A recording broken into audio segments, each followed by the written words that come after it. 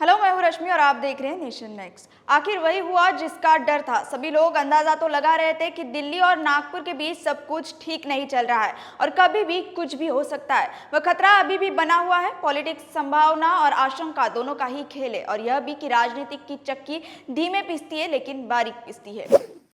अगर आप ये वीडियो फेसबुक पर देख रहे हैं तो हमारे फेसबुक पेज को लाइक कीजिए, यूट्यूब पे देख रहे हैं तो हमारे चैनल को सब्सक्राइब करिए, बेल आइकन पर क्लिक करिए ताकि जब भी हम कोई नया वीडियो अपलोड करें तो उसका नोटिफिकेशन आपको सबसे पहले मिले। आजादी का अमृत महोत्सव यानी 15 अगस्त का समारोह निपटा और जन्माष्टमी के 2 दिन पहले ही महाराष्ट्र के गोविंदा की मठ की जमीन पर ही फोड़ डाली दिल्ली वालों ने। विकास पुरुष के रूप में प्रसिद्ध हो रहे नितिन गडकरी को बीजेपी की पार्लियामेंट्री बोर्ड और सेंट्रल इलेक्शन कमेटी से बाहर का रास्ता दिखा दिया गया है। इसी क्रम में बीजेपी आला कमान ने मध्य प्रदेश के शिवराज सिंह चौहान और बिहार के सैयद शाहनवाज हुसैन को भी निपटा डाला। हाँ, इसमें महाराष्ट्र के उप मुख्यमंत्री देवेंद्र फडणवीस का कद जरूर बढ़ गया। उन्हें पार्टी की केंद्रीय चुनाव समिति में लिया गया। अब वे टिकट बांटेंगे जबकि गडकरी, चौहान और हुसैन टिकट मांगेंगे।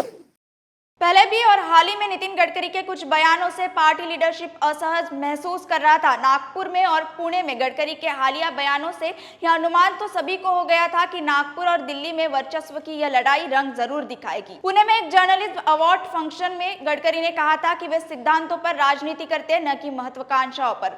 नागपुर में एक सामाजिक कार्यकर्ता के जन्मदिन पर भी उन्होंने पब्लिकली कहा था कि वर्तमान राजनीति की प्रायोरिटी कुछ अलग है, इसलिए उन्हें कई बार लगता है कि वे पॉलिटिक्स छोड़ दें। इसी तरह संसद में अनेक बार उनके स्टेटमेंट्स में भी पार्टी हाईकमांड ने मैसेज बिटवीन द लाइंस पढ़ना और उसे डिकोड करना शुरू कर दिया था। त्याग, तपस्या और बलिदान के आदर्श पर चलने वाली पार्टी बीजेपी में भी अंदरूनी तौर पर तेरी साड़ी मेरी से सफेद क्यों और कट टू साइज कल्चर शुरू तो था ही।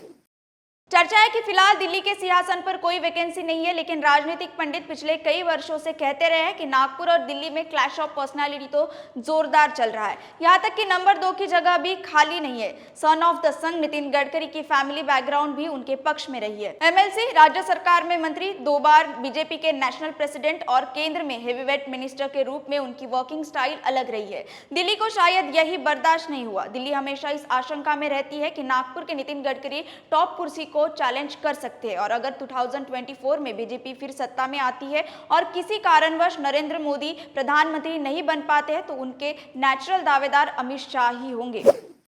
इसके लिए भी जरूरी था कि उनका रास्ता साफ रखा जाए। बीजेपी की यह खासियत रही है कि आने वाली कल की तैयारी वह आज ही कर लेते हैं।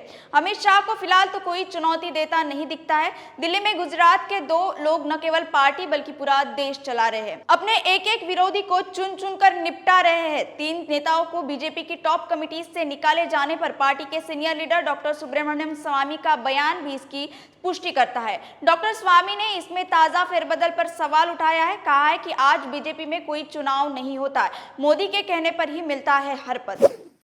खबर तो यह भी है कि गडकरी के हाल ही के बयानों पर आला कमान ने उन्हें बुलाकर अपनी नाराजगी जता दी थी। पिछले वर्षों में हम लाल कृष्ण आडवाणी, डॉक्टर मुरली मनोहर जोशी आदि का हाल देख चुके हैं। कुछ नहीं हुआ तो मार्गदर्शन मंडल में डाल दिए जाएंगे। संदेश साफ है, वृंदावन में रहना है तो राधे राधे बोलना ही होगा। Nation next news hub for new India.